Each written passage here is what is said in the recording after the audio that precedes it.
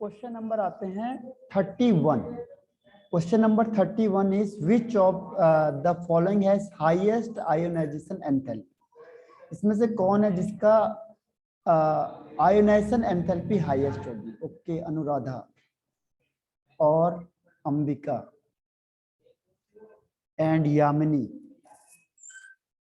Lakshmi.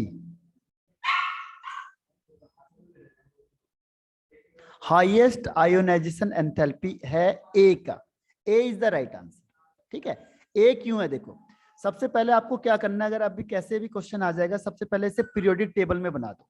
Periodic table में क्या होगा? नाइट्रोजन, उसके बाद फॉस्फोरस, यहाँ पे ऑक्सीजन और ये सल्फर। ठीक है, अब देखो लेफ्ट टू राइट जाते समय आयोनाइजेशन एंथैल्पी इंक्रीज होती है, तो होना चाहिए था ऑक्सीजन, लेकिन यहाँ पे एक्सेप्शनल केस है।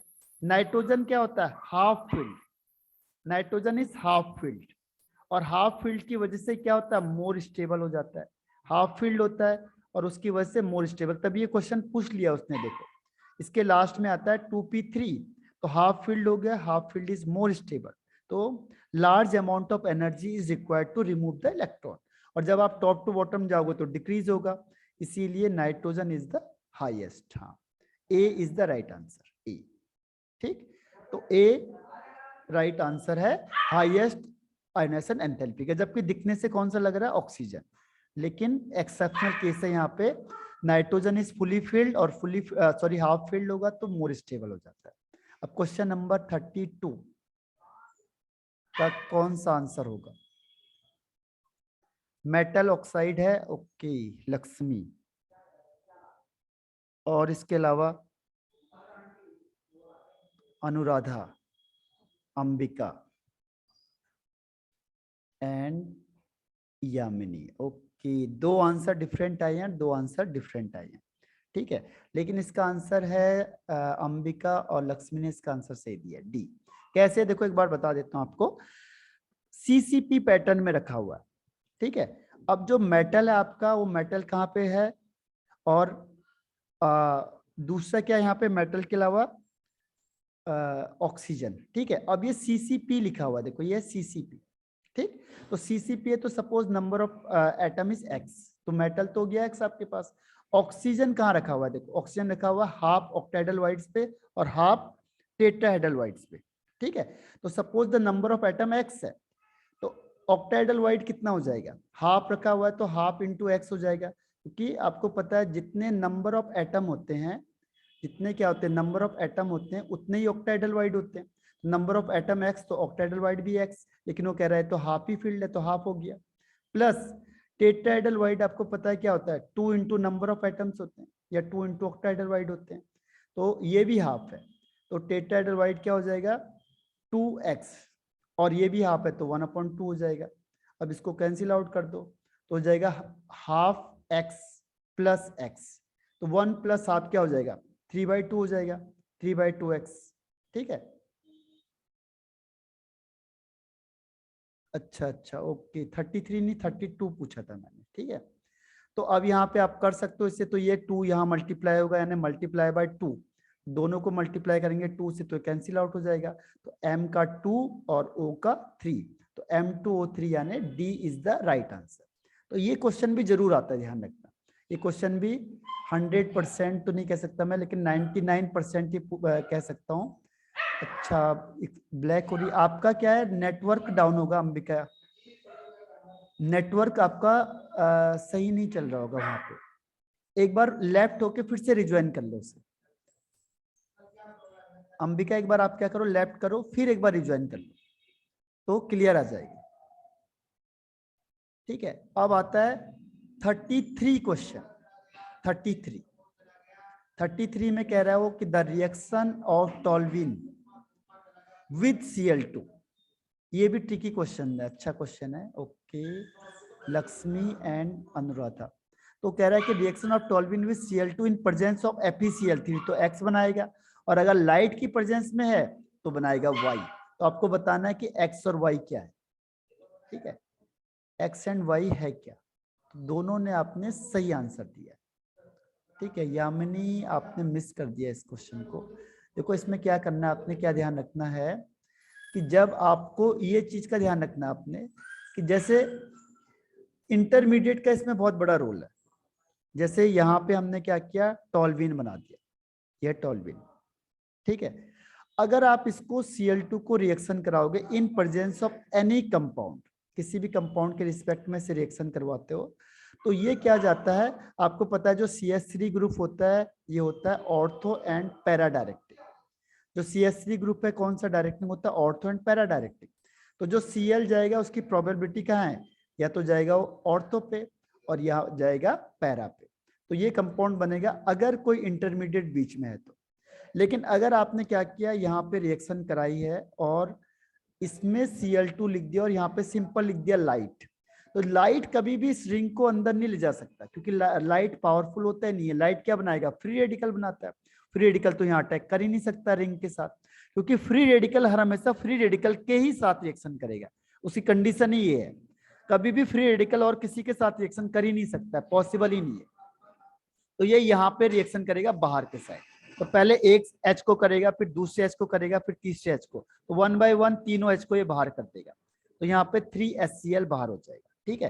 तो ये बन जाएगा ऑर्थो एंड पैरा क्लोरोटोल्विन, यानी ये वाला ऑर्थो एंड पैरा क्लोरोटोल्विन, और ये ट्राइक्लोरोमिथाइल बेंजीन, ये ट्राइक्लोरोमिथाइल बेंजीन, ठीक है। तो इसीलिए C is the right answer.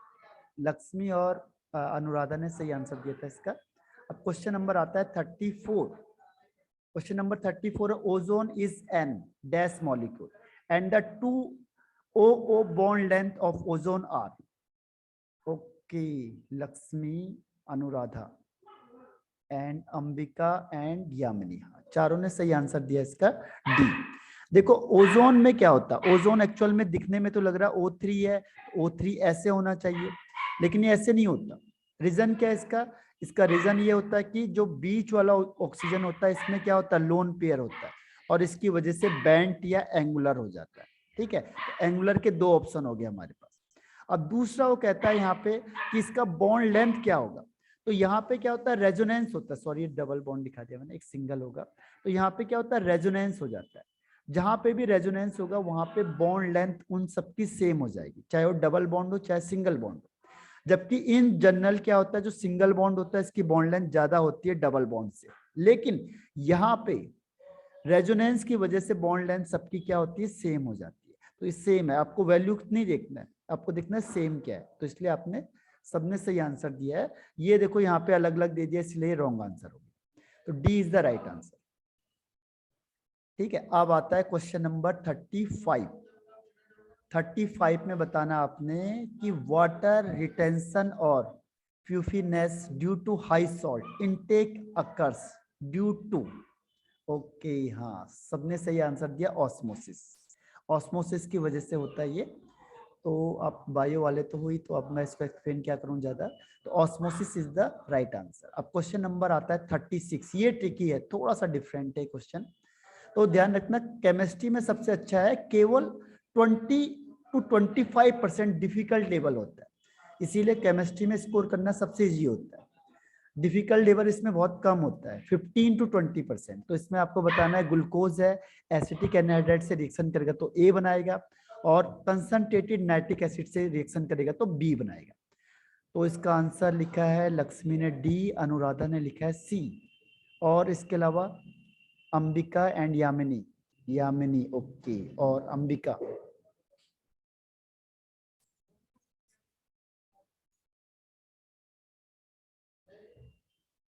Screen तो क्लियर दिख रही है अंबिका आपको? स्क्रीन अगर क्लियर नहीं दिख रही है तब वो नेटवर्क का थोड़ा इश्यू हो जाता है, ठीक है। तो इसका आंसर है D is the right answer, D, ठीक है। D is the right answer. D कैसे है देखो, एसिडिक एनहाइड्राइड का मतलब होता है CH3CO का होल ट्वाइस O, ठीक है। CH3 वॉइस का इश्यू हो रहा है, हाँ वो आपको, मुझे समझ गया था नेटवर्क प्रॉब्लम होगी वहां पे। तो नेटवर्क की वजह से या तो स्क्रीन सही क्लियर नहीं दिखती है या वॉइस कट कट के आती है, ठीक है, और नेटवर्क इश्यू हो जाता है। लेकिन क्वेश्चन को ध्यान रखना, आपके पास ये है 36 क्वेश्चन, तो इसका आंसर है आपके पास, तो 36 क्वेश्चन है जो उसमें ये एसिटिक एनहाइड्राइड करेंगे तो पेंटा एसीटेट बनता है, पेंटा एसीटेट ये वाला है, ठीक है। और जब आप नाइट्रिक एसिड के साथ रिएक्शन करोगे तो नाइट्रिक एसिड क्या होता है, स्ट्रॉन्ग ऑक्सीडाइजिंग एजेंट होता है। तो जो ग्लूकोज होता है इसका स्ट्रक्चर होता है CHO, CHOH का होल 4 और CH2OH। तो ये क्या करता है कि प्राइमरी अल्कोहल और एल्डिहाइड दोनों को एसिड में चेंज कर देता है, दोनों को एसिड में चेंज कर देता है, यानी बना देता है ग्लूकोनिक एसिड बोलते हैं इसे, gluconic acid, sorry saccharic acid, ठीक है। तो ये बन गया सैक्रिक एसिड ये वाला। तो COH और COH दोनों तरफ बन रहा है, इसीलिए D is the right answer, ठीक है।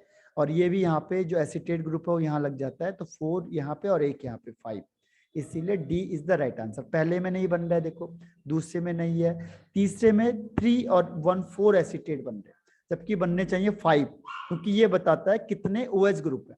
5 OH ग्रुप है तो पेंटा एसिटेट बनता है, इसीलिए यहाँ पे पेंटा होना चाहिए। तो पहले ही ऑप्शन से आपको क्लियर हो जा रहा है। एक भी आपको आंसर आता है तो भी आप कर सकते हो। देखो अगर आपको यही आता है नाइट्रिक एसिड तो भी कर सकते हो, यहाँ पे नाइट्रिक एसिड नहीं बन रहा है, इसमें दोनों एसिड नहीं है, इसमें एक ही एसिड है, यहाँ पे एल्डिहाइड है, दोनों एसिड है, तो एक भी आपने जो सही करोगे तो आंसर सही हो जाएगा। अब क्वेश्चन नंबर आता है 37। ये थोड़ा डिफरेंट क्वेश्चन है, इससे हटके है, ये मेरे ख्याल से है नहीं आपके पास यहाँ पे, फिर भी the lake test for Al3+ ions there is the formation of colored floating lake is due to, किसकी वजह से कलर्ड हो जाता है, यामिनी एंड अनुराधा, ओके, और लक्ष्मी एंड अंबिका। तो इसका आंसर है ओके लक्ष्मी और लास्ट में अंबिका। तो इसका आंसर है डी।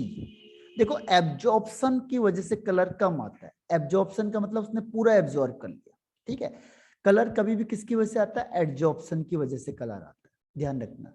जब भी जैसे मैं लिख रहा हूं, ये देखो मैं लिख रहा हूं, ये कलर हो गया, लेकिन ये क्या है, ये एब्जॉर्प्शन नहीं है, ये है एडजॉर्प्शन, क्योंकि सरफेस में आ रहा है केवल, और इसकी वजह से कलर हो जा रहा है, ठीक है। तो जो कलर का रीजन है वो क्या है, एडजॉर्प्शन, एडजॉर्प्शन सरफेस में आता है, तो सरफेस केमिस्ट्री का एग्जांपल हो गया, ठीक है। तो D is the right answer. Adsorption का मतलब जो सरफेस में चीजें आ रही है, ये एडजॉर्प्शन है। और एब्जॉर्प्शन का मतलब जैसे आपने कॉटन को वाटर में डाल दिया तो पूरा का पूरा क्या होता है, वो डिजोल्व हो जाता है, तो वो है एब्जॉर्प्शन। और जिसमें सरफेस में ही जाके लगेगा वो है एडजॉर्प्शन, ठीक है। अब क्वेश्चन नंबर आता है 38। 38 में बताना है डेंसिटी, और NaCl में 4 है यूनिट, ओके, और इसका मोलर मास ये दे दिया आपको, तो अनुराधा एंड लक्ष्मी, और इसके अलावा यामिनी एंड अंबिका। इसमें कौन सा फॉर्मूला लगेगा, इसमें लगता है डेंसिटी वाला फॉर्मूला, इसमें लगेगा डेंसिटी। तो डेंसिटी इज इक्वल टू क्या होता है, number of atom into molar mass upon A³ into Na, ठीक है। अब देखो नंबर ऑफ एटम आपको दे दिया 4, तो यहाँ 4 हो गया, मोलर मास आपको दिया हुआ है 58.5 अपॉन A³, देखो A में यहाँ पे नैनोमीटर है, ठीक है, और आपको यहाँ पे लिखा हुआ है सेंटीमीटर, इसको ध्यान देना है बस, ये यूनिट इज मोर इम्पोर्टेंट। तो आपको क्या करना पड़ेगा, इसको सेंटीमीटर में चेंज करना पड़ेगा, मल्टीप्लाई बाय 10⁻⁷ से इसका whole cube into Avogadro number, हाँ, तो C is the right answer, ठीक है, सी राइट आंसर है। एवोगाड्रो नंबर है 6.022 इंटू 10⁻23, तो 3 पॉइंट समथिंग आएगा, 1 के आसपास आ रहा है, तो इसीलिए सी इज द राइट आंसर 38 का। अब आता है 39 वाला क्वेश्चन भी एक जरूर आएगा, ध्यान रखना। डेंसिटी का भी क्वेश्चन आएगा ही आएगा आपके पास, और इस टाइप का भी क्वेश्चन हर बार पूछा जाता है लगभग, या तो स्पेशल एसिडिक स्ट्रेंथ, या बॉन्ड एंगल, ऑक्सीडेशन स्टेट, या बॉन्ड डिसोसिएशन एनर्जी, या फिर इस टाइप का क्वेश्चन एक जरूर आता है हर साल। तो अब आपको बताना है इसमें से कौन सा करेक्टली अरेंज्ड है, which one is correctly arranged, Anuradha and Lakshmi and Yamini,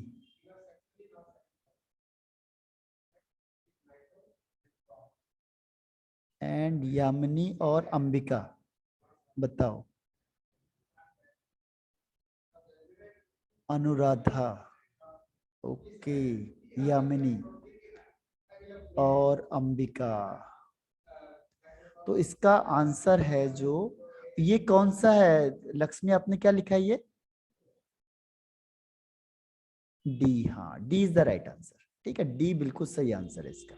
देखो पहला आंसर क्या है, पहला आपको बता देता हूं, बॉन्ड डिसोसिएशन एनर्जी। ठीक है, बॉन्ड को डिसोसिएट करने के लिए उसमें क्या होता है, जो फ्लोरीन होता है इसका नंबर सेकंड नहीं रहता, बेचारे का तीसरे पे पहुंच जाता है, होना चाहिए था नंबर 1 पे। डिसोसिएशन मतलब तोड़ने के लिए जिसकी एनर्जी चाहिए होती है।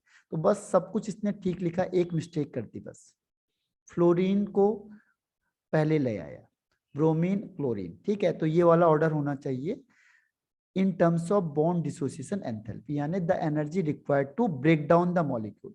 तो क्लोरीन, क्योंकि फ्लोरीन सबसे लास्ट में क्यों चला गया थर्ड नंबर पे, क्योंकि फ्लोरीन में क्या होता है, छोटा साइज है, हैविंग स्मॉल साइज, तो क्या होगा, lone pair repels each other, repulsion ज्यादा हो जाएगा, तो रिपल्सन की वजह से वीक हो जाता है, तो थर्ड नंबर पे आ जाता है, इसीलिए फर्स्ट इज रॉन्ग।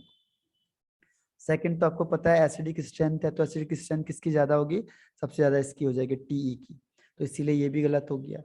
थर्ड वाले में है ऑक्सीडेशन स्टेट, तो ऑक्सीडेशन स्टेट इसकी ज्यादा है, N की +5 बिल्कुल सही है, लेकिन यहाँ पे NH3 की भी -3 सही है, लेकिन इन दोनों में क्या है, डिफरेंट आ गया। यहाँ पे इसका क्या होगा, यहाँ पे हो जाएगा इसका +1, और यहाँ पे क्या हो जाएगा, यहाँ पे मेरे ख्याल से -1 हो जाएगा। ठीक है, तो इसीलिए डिफरेंट हो गया, रॉन्ग हो गया, तो C इज रॉन्ग, तो D is right. Bond angle किस पे डिपेंड करता है, इलेक्ट्रोनेगेटिविटी पे, greater the electronegativity greater the bond angle, तो इलेक्ट्रोनेगेटिविटी नाइट्रोजन की ज्यादा, then phosphorus, then arsenic, then antimony, and last one is bismuth, तो D is the right answer. ठीक है, तो ये ध्यान रखना इसको, बहुत इसीलिए डीप क्वेश्चन पूछता है जिसमें चारों आ जाते हैं। क्वेश्चन नंबर आता है 40। क्वेश्चन नंबर 40 का आंसर क्या होगा, ये भी इंपॉर्टेंट क्वेश्चन है थोड़ा सा। क्वेश्चन नंबर 40 इधर की साइड लिखना है क्योंकि उधर दिखता नहीं है मुझे। अंबिका, अनुराधा, लक्ष्मी एंड यामिनी, यामिनी, ओके, सबने सही आंसर दिया, थोड़ा सा अंबिका मिस कर गई शायद। देखो इसमें क्या होता है कि जब भी आप इसको बनाओगे 2,4 di methyl pentane 3 all, 3 all का मतलब हुआ 5 कार्बन है आपके पास टोटल, 1 2 3 4 एंड 5, इसमें से 3 ऑल का मतलब थर्ड में OH है, और 2,4 डाई मिथाइल का मतलब यहाँ पे भी मिथाइल है और यहाँ पे भी मिथाइल है, 1 2 3 4 5, आपको ये बनाना है। ठीक है, तो ये बनता है, इसके लिए D is the right answer. देखो बनता कैसे, ये कभी भी ग्रिग्नार्ड रीजन का क्वेश्चन इंपॉर्टेंट होता है। तो यहाँ पे हो गया 2 मिथाइल प्रोपेनल, प्रोपेन का मतलब 3 कार्बन है, और प्रोपेन अल का मतलब हो गया यहाँ पे एल्डिहाइड ग्रुप है। ठीक है, एल्डिहाइड ग्रुप हो गया, और 2 मिथाइल का मतलब सेकंड में सी लग गया। ठीक है, और आपको इसको रिएक्शन कराना है आइसोप्रोपाइल मैग्नीशियम आयोडाइड से। आइसोप्रोपाइल का मतलब 3 कार्बन है, और ये सेकंड वाले कार्बन में MgI लगा हुआ है। ठीक है, आपको ध्यान रखना है कि ये नेगेटिव होगा और ये प्लस होगा, और यहाँ पे ये कार्बन क्या होगा, ये ऑक्सीजन होगा नेगेटिव और कार्बन होगा प्लस का, तो ये कार्बन किसके पास जाएगा, इसका कार्बन के पास, और ये Mg किसके पास जाएगा, इसके पास। ठीक है, तो अब आप देख लो ये कैसे बनेगा। तो यहाँ पे अगर ये अटैच हो जाता है, तो इसकी अटैच होने की वजह से क्या हुआ, देखो ये तो सेम है, तो यहाँ पे रखोगे आप 1 2 3, यहाँ पे सेम है। इसके बाद ये C है, अब इस C में मिडिल वाला C लगा हुआ है, तो मिडिल वाला C यहाँ पे लगा दो, एक C ऊपर कर दो, एक C यहाँ कर दो, और यहाँ पे O के साथ OMgBr, और फिर MgI अलग हो जाता है, यहाँ पे H आ जाता है हाइड्रोलाइसिस करके, तो ये बन गया, ये वही बन गया, देखो सेम 2,4 डाइमिथाइल पेंटेन 3 ऑल, तो इसका answer D is the right answer. ठीक है, अब क्वेश्चन नंबर आते हैं 41 पे। कभी भी ध्यान रखना ग्रिग्नार्ड रीजन कहाँ पे अटैक करेगा, C डबल बॉन्ड O पे बस, बाकी और कहीं अटैक नहीं करता, और इसमें भी नेगेटिव चार्ज, ये प्लस चार्ज, तो जो कार्बन होगा वो यहाँ अटैक करेगा, Mg वाला यहाँ अटैक करेगा ऑलवेज। आप इनमें से किसी को भी करके देख लो, तो पता जो है आपको चेक हो जाएगा आंसर क्या आना चाहिए। 41 में है ortho ortho hydroxy benzyl alcohol. देखो बेंजाइल का मतलब क्या होता है? ओके, आंसर भी आ गया अभी तो। अनुराधा एंड लक्ष्मी, अंबिका और यामिनी। ओके, सबने सही आंसर दे दिया। ठीक है, ortho hydroxy benzyl alcohol. Benzyl का मतलब क्या होता है? देखो बेंजाइल का मतलब होता है CH2OH। ठीक है, और ऑर्थो हाइड्रोक्सी का मतलब OH। अब देखो दो दो OH दे दिया आपको कंफ्यूज करने के लिए, ताकि आपको कंफ्यूजन हो जाए। आपको पता है कि जो PCl3 है उसका काम क्या है? OH को हटाना और Cl लाना। लेकिन एक है डायरेक्ट अटैच टू रिंग और एक है डायरेक्ट अटैच टू C। तो ये रिंग को डिस्प्लेस नहीं कर पाता। ये किसको डिस्प्लेस करेगा? जो बाहर वाला C है, जो ये रिंग के साथ अटैच है, इसको डिस्प्लेस करना मुश्किल है। अभी बताया था पार्शियली डबल बॉन्ड कैरेक्टर है, तो इसको डिस्प्लेस नहीं कर पाता, इस बाहर वाले को डिस्प्लेस कर पाता। तो इसीलिए बन जाएगा two chloro methyl phenol. Phenol का मतलब यहां से काउंटिंग स्टार्ट करोगे 1 2, तो क्लोरो मिथाइल ये बन गया 2 क्लोरो मिथाइल फिनॉल। ठीक है, तो ये आंसर सही है, तो B is the right answer. अब क्वेश्चन नंबर आता है 42। क्वेश्चन नंबर 42, बताओ इसका आंसर क्या हो सकता है?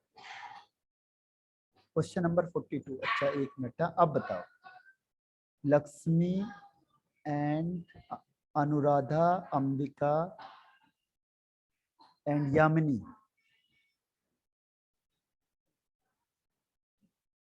हाँ, तो चारों ने सही आंसर दिया ए। देखो अलग अलग चीजें, एक तो रिड्यूसिंग एजेंट और एक है स्ट्रॉन्गेस्ट बेस्ड, दोनों अलग अलग चीजें। रिड्यूसिंग एजेंट और स्ट्रॉन्ग बेस। देखो बेस किसे बोलते हैं? बेस का मतलब होता है जो अपने इलेक्ट्रॉन पेयर को जल्दी डोनेट कर देता है। जितनी जल्दी अपने इलेक्ट्रॉन लोन पेयर को डोनेट करेगा वो स्ट्रॉन्ग बेस होता है। तो नाइट्रोजन क्योंकि छोटा साइज होता है, यहाँ पे रिपल्सन ज्यादा होता है, इलेक्ट्रॉन इलेक्ट्रॉन का रिपल्सन। तो ये जितने भी हाइड्राइड होते हैं उसमें से सबसे जल्दी क्या करेगा? इलेक्ट्रॉन पेयर को अपना डोनेट कर देगा, इसीलिए स्ट्रॉन्गेस्ट बेस है।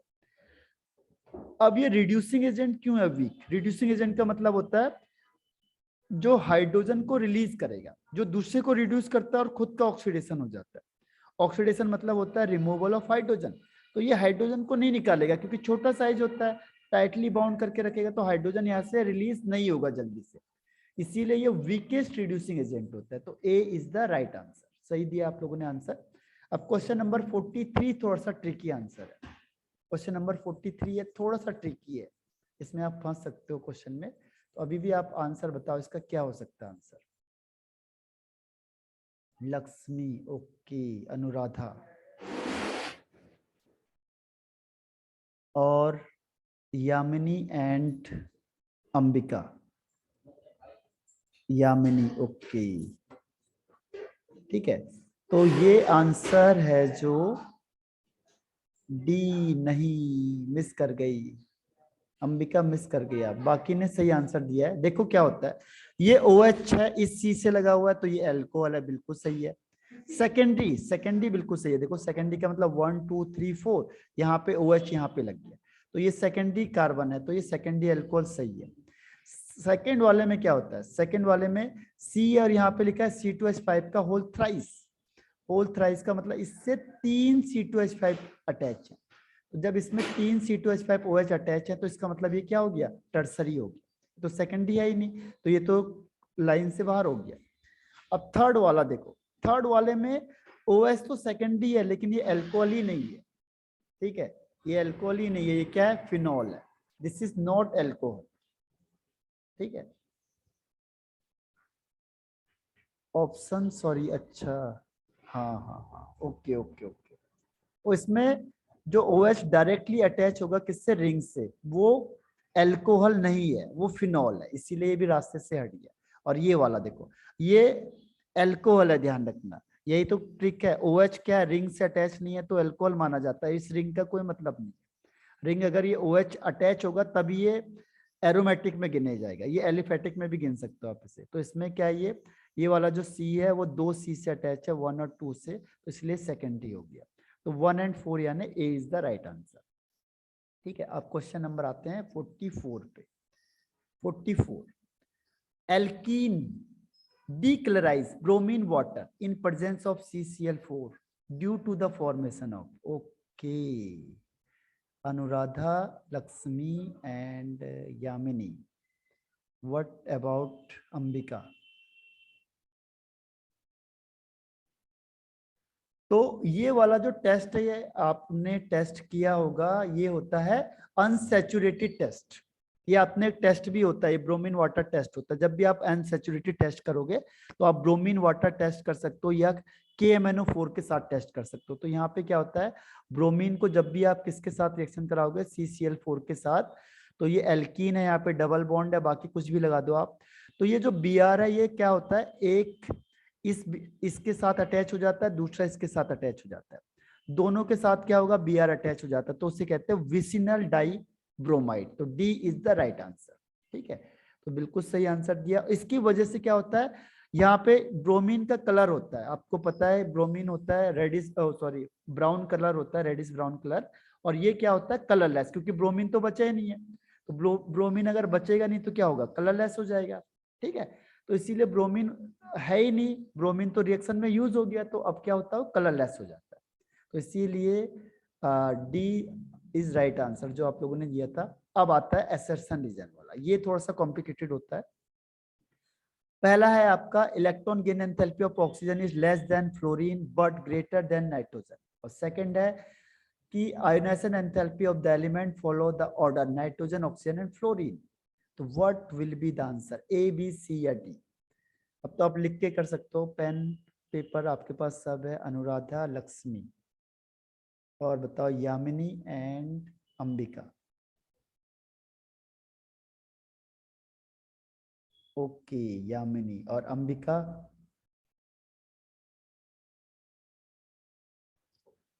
तो इसका आंसर है अंबिका. अच्छा, अंबिका पे नेट नहीं चल रहा होगा शायद उसका. तो लक्ष्मी ने इसका आंसर सही दिया है. ठीक है, सी इज द राइट आंसर.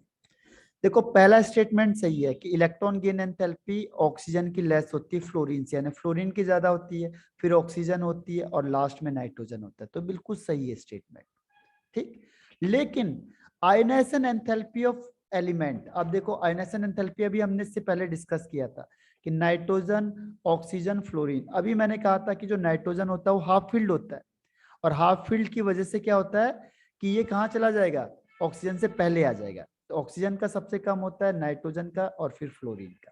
तो इसका ऑर्डर ये हो जाएगा. क्यों? क्योंकि नाइट्रोजन इज हाफ फील्ड और ionisation enthalpy means energy required to remove the electron.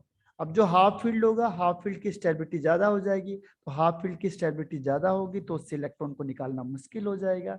इसीलिए नाइट्रोजन ज्यादा हो जाता है ऑक्सीजन से. तो ये एक्सेप्शनल केस है, इसीलिए ये वाला स्टेटमेंट रॉन्ग हो जाएगा. तो ओनली असर्शन इज राइट, मतलब सी इज द करेक्ट आंसर. ठीक है, अगर डाउट है तो उसे पूछ सकते हो आप मुझे. अब question number 46, alkyl halide are insoluble in water. और सेकंड है alkyl halide have halogen attached to sp3 hybridized carbon. Okay Anuradha, और इसके अलावा कोई आंसर?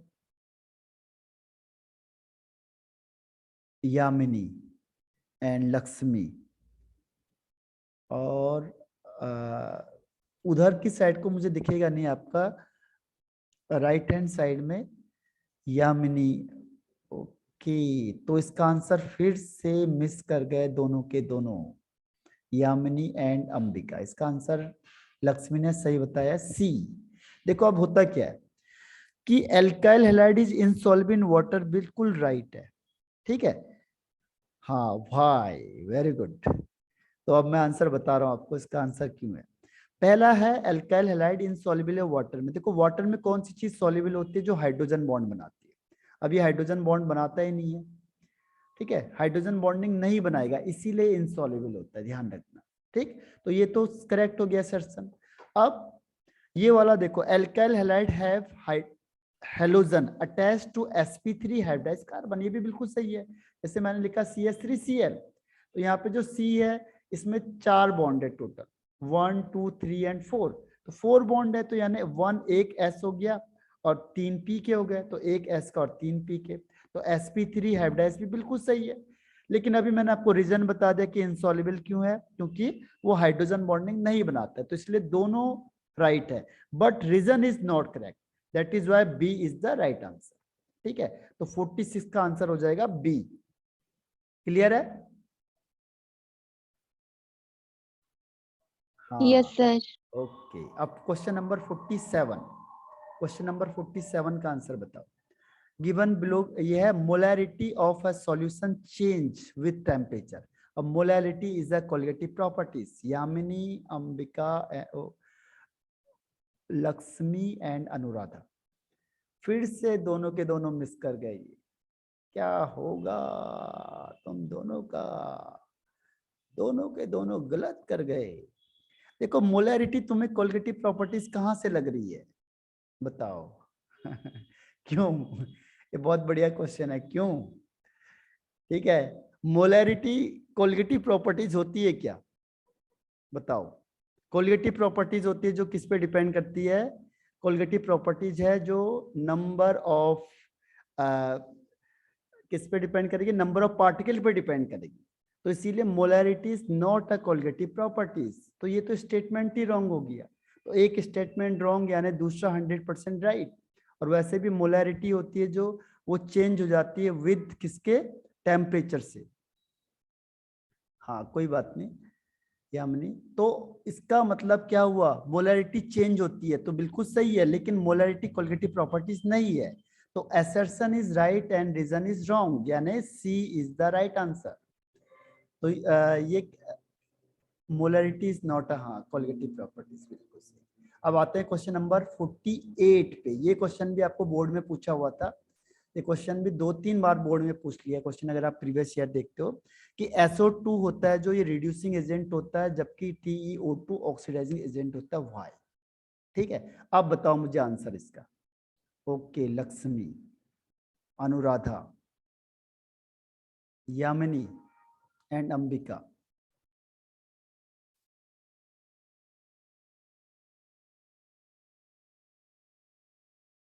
इसके बेस पे कई बार क्वेश्चन पूछा हुआ है, SO2 के बेस पे। ठीक है, बोर्ड में भी बहुत बार इसमें क्वेश्चन पूछा हुआ है। ठीक है, दोनों ने इसका आंसर सही बता दिया। हाँ सही, ए इज द राइट आंसर। तीनों ने सही आंसर बता दिया, ए सही है। देखो, SO2 रिड्यूसिंग एजेंट ज्यादा होता है, वैसे ऑक्सीडाइजिंग प्रॉपर्टी भी शो करता है, लेकिन ये रिड्यूसिंग एजेंट ज्यादा क्यों होता है? उसका रीजन क्या होता है कि SO2 में ऑक्सीडेशन स्टेट होता है +4, तो ये +4 से +6 में ज्यादा स्टेबल हो जाता है। +6 वाला ज्यादा स्टेबल हो जाता है, यानी इसका ऑक्सीडेशन होना ये पसंद करता है। जब ये ऑक्सीडेशन होना पसंद करेगा तो ये रिड्यूसिंग एजेंट का काम ज्यादा करता है। वैसे +2 में भी चेंज हो सकता है, ठीक है, +6 में भी चेंज हो सकता है, यानी दोनों का काम करेगा ये, ऑक्सीडाइजिंग एजेंट भी और रिड्यूसिंग एजेंट भी। लेकिन ये ज्यादा किसे पसंद करता है? तो ज्यादा पसंद होना करता है ये रिड्यूसिंग एजेंट को, क्योंकि +6 ऑक्सीडेशन स्टेट इसकी ज्यादा स्टेबल होती है एज कंपेयर टू +2। ठीक है, इसीलिए ये रिड्यूसिंग एजेंट ज्यादा होता है, तो ये बिल्कुल सही हो गया। और TE में क्या होता है? TE क्या करता है? TE +4 है तो ये +2 में ज्यादा जाना पसंद करेगा, because of inert pair effect, because of inert pair effect. ठीक है, इनर्ट पेयर इफेक्ट की वजह से क्या होता है ये। ओके ओके ओके, कोई बात नहीं यामिनी। तो यहां तक समझ में आया आपको? और वो कह रहा है कि रिड्यूसिंग, इसीलिए देखो मेन रीजन है इसका कि रिड्यूसिंग एजेंट, जो रिड्यूसिंग प्रॉपर्टीज होती है वो डिक्रीज होगी। अभी बताया था इनर्ट पेयर इफेक्ट की वजह से ये +4 से +6 में जाना पसंद करता है, लेकिन जो हाईएस्ट वाला है ये +4 से +2 में जाना पसंद करता है, यानी रिड्यूसिंग प्रॉपर्टीज डिक्रीज हो जाएगी टॉप टू बॉटम। तो इसीलिए A is the right answer. ठीक है, रीजन भी करेक्ट है, असर्शन भी राइट है, और दोनों करेक्ट है, रीजन भी राइट है। 49 क्वेश्चन पे आ जाओ। 49, cryoscopic constant depends on the nature of solvent, और cryoscopic constant is universal constant। तो लक्ष्मी एंड दूसरा किसने दिया आंसर? ये अनुराधा।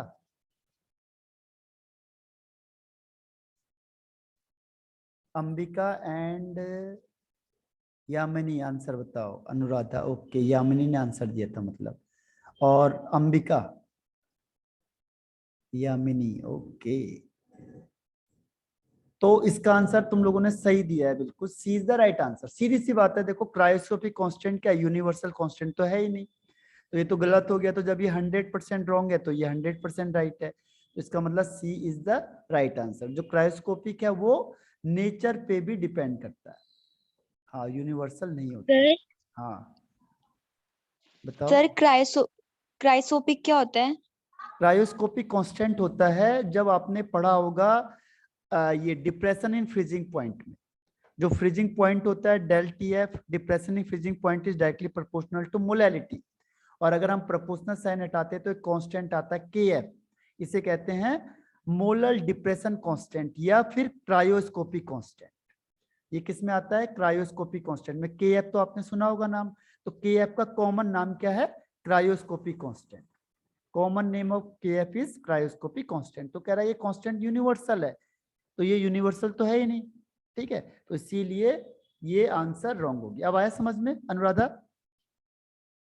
Yes sir. ठीक, अब तो इसका आंसर आपने सही दिया, सी इज द राइट आंसर। अब क्वेश्चन नंबर आते हैं 50 पे। देखो इतनी जल्दी ये आपका सबसे अच्छा चांस है, इजी क्वेश्चन है, आप 50 मिनट में क्वेश्चन को सॉल्व कर सकते हो, क्योंकि इजी लेवल में क्वेश्चन आएंगे, ज्यादा टफ नहीं है, लेकिन वहां पे कंफ्यूज मत हो जाना बस। अब इसमें बताओ, match the following, match the following, इसलिए जितनी बार रिपीट करोगे तो याद हो जाएगी, आपको चीजें याद हो जाएगी तो आप फटाफट कर सकते हो। लक्ष्मी, अनुराधा एंड यामिनी, ओके ठीक है।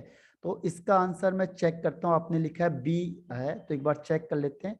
फर्स्ट का डी, अमाइनो एसिड जो टेरायन है, बिल्कुल सही है। सेकंड का सी, सेकंड थायमीन होता है डीएनए में, बिल्कुल सही है।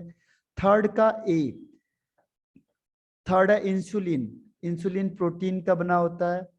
और फोर्थ का बी, न्यूक्लिक एसिड में जो बॉन्ड होता है वो होता है फॉस्फोडाइस्टर लिंकेज के थ्रू ये होता है, ठीक है। यूरेसिल का यहाँ पे कोई काम नहीं है, तो आपने सही आंसर दिया है, B is the right answer. ठीक, अब क्वेश्चन नंबर आता है 51। 51 का आंसर क्या होगा? 51 है नाइट्रोजन, इसमें ऐसा भी क्वेश्चन आता है आपके पास, ध्यान रखना। Anuradha, Yamini, Lakshmi and Yamini, okay D. तो डी को चेक कर लेता हूं मैं डायरेक्ट। करेक्ट कौन सा है? करेक्ट है, हाँ। जो हीलियम होता है मेट्रोलॉजिकल ऑब्जर्वेशन करने के लिए, मतलब क्या होता है, जो बैलून्स होते हैं, जो बैलून होते हैं उसमें क्या होता है, हीलियम गैस फिल होती है। हीलियम एयर से हल्की होती है, तो ये इजिली क्या होती है, ऊपर फ्लो हो जाती है। तो इससे हम क्या करते हैं, जो मौसम विभाग है उसको, उससे पता चल जाता है हम लोगों को। तो मेट्रोलॉजिकल मतलब जो मौसम विभाग है वहां से। और जो आर्गन होता है, या मेटलर्जिकल प्रोसेस में यूज होता है, ये आगे बताया जाएगा आपको मेटलर्जिकल प्रोसेस में। तो ये सही है। इसके अलावा नाइट्रोजन का स्टेटमेंट ये वाला सही है, लेकिन आर्गन का रॉन्ग हो गया, क्योंकि आर्गन में क्या होता है 3s2 3p6 होता है, इसीलिए आर्गन का रॉन्ग हो गया। सेकंड इसमें आता है कार्बन होता है, वो मैक्सिमम कंपाउंड फॉर्म करता है, तो बिल्कुल सही है। लेकिन वो कह रहा है जिनोन के कोई कंपाउंड ही नहीं बनते हैं, लेकिन जिनोन के तो बहुत सारे कंपाउंड बन रहे हैं, XeF2 XeF4, तो इसलिए ये वाला स्टेटमेंट रॉन्ग हो गया, ये राइट है। थर्ड आता है आपका XeF2 लीनियर है, बिल्कुल सही है लीनियर, लेकिन ये वाला ट्राइगोनल प्लेनर नहीं होता, ये कैसा होता है, टी शेप। जब आप सोडियम ClF बनाते हो तो बनता है टी शेप, ये बनेगा टी शेप, इसलिए ये वाला रॉन्ग हो गया, तो इसलिए D is the right answer. तो 51 का आंसर है डी। और 52 का आंसर बताओ क्या है? 52, okay Lakshmi, Anuradha and Yamini, okay. थोड़ा सा टाइम बचा है, देखो 2-3 क्वेश्चन बचे, एक बार 5 मिनट के लिए फिर से रिज्वाइन हो जाना, बस ये खत्म हो जाएगा क्योंकि टाइम खत्म हो रहा है, तो रिज्वाइन हो जाना, 5 मिनट और लगेंगे बस लास्ट, ठीक है, रिज्वाइन हो जाना फिर से।